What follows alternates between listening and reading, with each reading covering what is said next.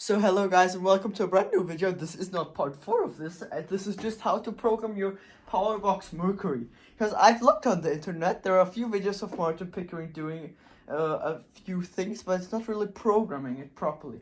So I've played around with the Powerbox for an hour now. I've gotten the actual Powerbox is programmed already. So yeah, so I'll just show you how this works in my Avanti jet. So I'll go through how this works with you in just a sec. So guys, if we look into this, let me turn everything off. So we start normally. So all of the systems are turned off. This battery here is for my power box, and this one too here. And basically what I have here, I did not do this before. I just went ahead, took my servo tester, plugged the servo tester into each of my leads, and then just tested which one is which and put some labels on them. So for example, here is FL, that's flap left, and I've just gotten all of that labeled. So basically what you start doing, you don't plug anything in yet. You have your 2 batteries. You can also do it with 1 battery, and you just put on your power box system like you would do usually, and then it should start up. And the first thing we want to do is go ahead and adjust your battery. So how to get into settings, you might think on the manual it says go on to the set button. You're like, where is the set button here on the power box? I was looking for the stupid set button. But if you can see exactly there, it says set button on the switch. So to go into settings, you just keep the 1 button pressed for a long time and now you're jumped into settings. That's it. And then you can see there's a little dot here, right there, and you just jump up and down with the buttons like this, down and up. And so the first thing is the gyro settings, the door sequencer, and then the servo matching, and then output mapping, input mapping, and general settings. We want to go all the way down, general settings, and then we hit the set button again to go inside. And I know on my phone it's not so great, but then you have here the tech failsafe, then you have the frame rate 18 milliseconds, and then you have the battery. Here you got to go on top, so I'm just, no, don't go there. And then I just go down here to my battery, and then I just hit the set button again, and now I can go up and down what I want. So I'm on LiPo right now. You can also go on nickel or cadmium. That would be the right one for the power box batteries.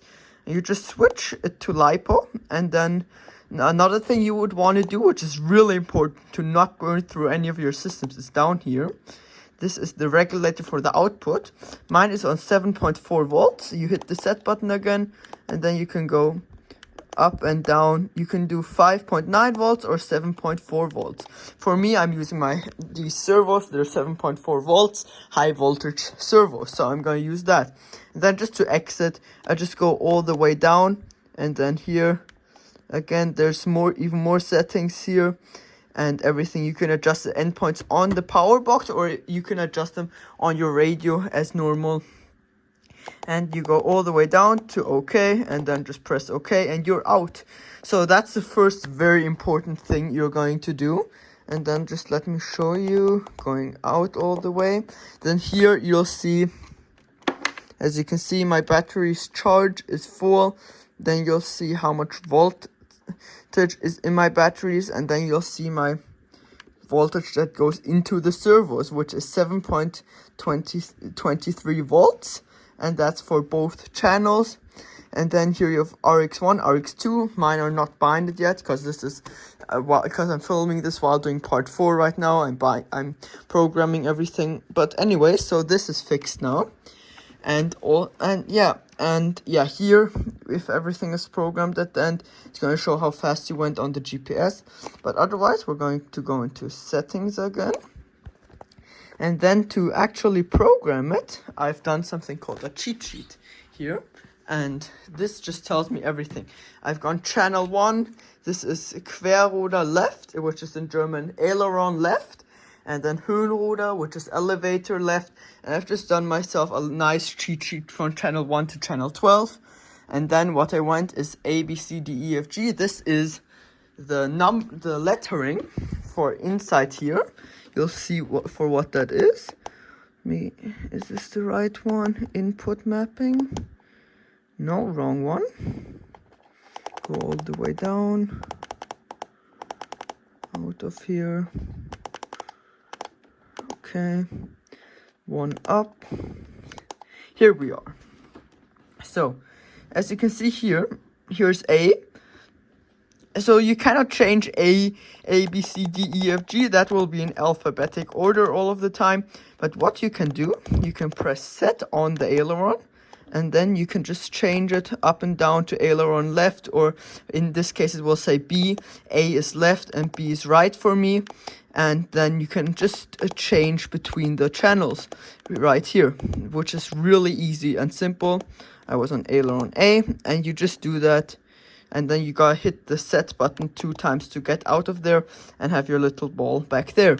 And then you just scroll all the way down, and you can see all of my channels that I have made, and which I also have written on my cheat sheet here. And this, just that you know, I'll have in my compartment for my radio all of the time, just in case I need to change something. And just so you don't forget how to use the power box, because this thing is something you'll probably only do once if you only have one jet. Like my father, he had also a Avanti, but he sold it, and he did it on those both jets at the same time, and he never used it again. And now he need to relearn the whole thing. But yeah, because I basically need to read myself through, because my dad did not want to do that anymore, because he knew it was pretty annoying on his jet. But it really isn't. It just is. If you're a complete beginner, I've watched a few YouTube videos and then I understood what to do it. But I'm doing this video because there isn't a proper explanation. It's only about, like, from Martin Pickering, a few videos where he servo matches a few things, and that's how I found out how to get into the settings. Because in the manual is pretty good, but it says you can do things, but it does not tell you how to do things. But that's it for this setting. So you go all the way down again, and on this one you'll just pop out. And then you go into input mapping, and here you'll have all of your channels like normal on your remote. So if I go here on my remote, and here on my remote, I'll go onto settings, onto servo monitor, and I just have for channel 1 here. Then I went to channel 2. This is mapped like this. So basically, took my cheat sheet, very important. And then here, you cannot change the position of the aileron stuff, but you are able to go on here, and go up 2 or 1. And it's with those 2 buttons are going up or down, and you put on which channel this is. So aileron left is on channel 1 for me, as you can see here, channel 1, and then elevator left is channel 2. So that's what is on channel 2 down here, and this up above there is channel 6, which is aileron right. So that is basically the simple setup on how to do this.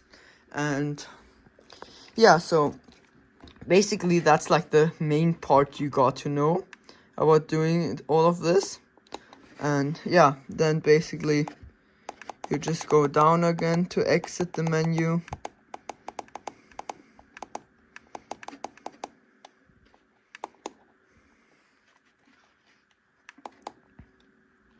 And yeah, and then basically just go all the way out, and then you basically have now the whole power box system, just the power box, is programmed. So what you gotta go ahead and do now is just plug in the cables, and either you then program the control throws on the radio as usual, or in the power box system. But in my opinion, on the radio is way easier, because you do it like a normal airplane then.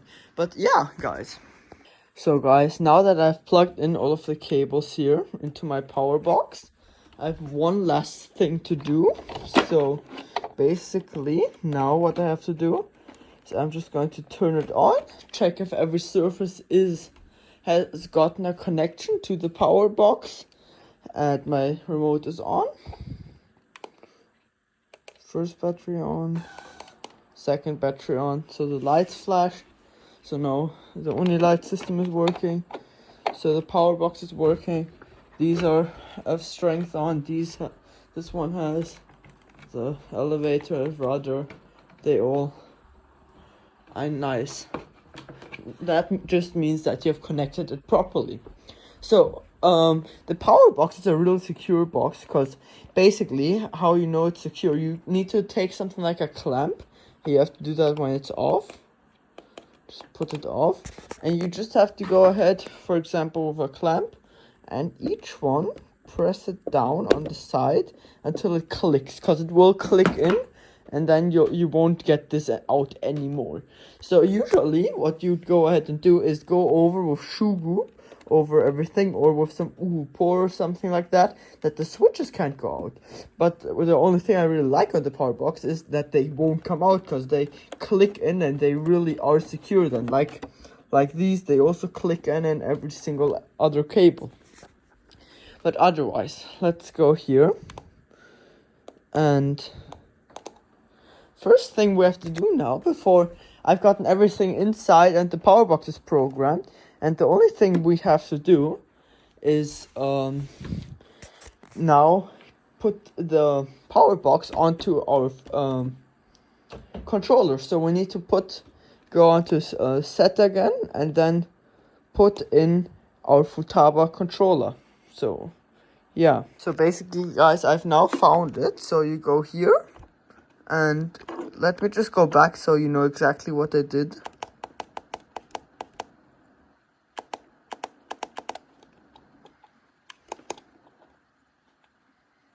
So let me go completely out.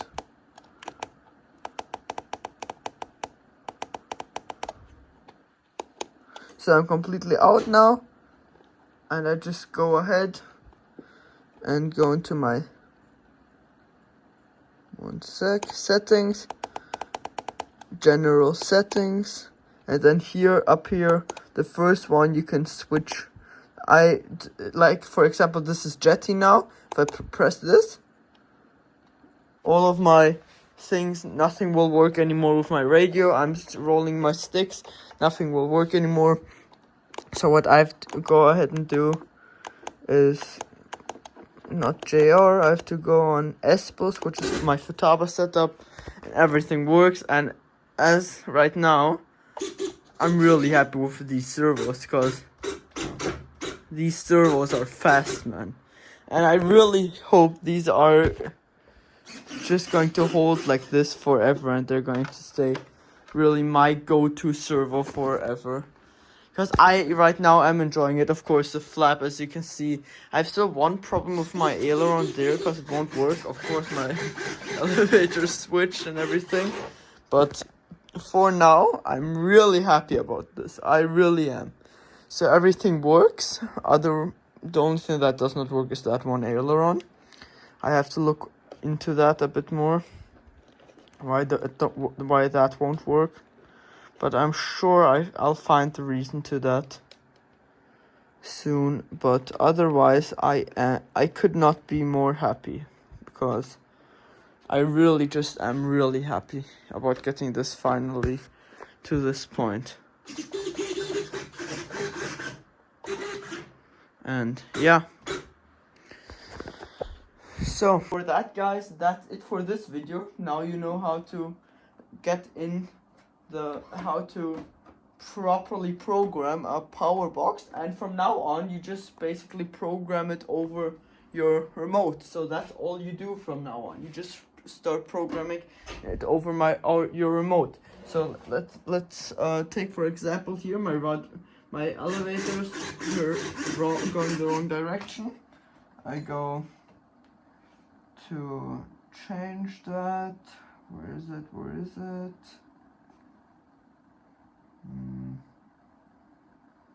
Here,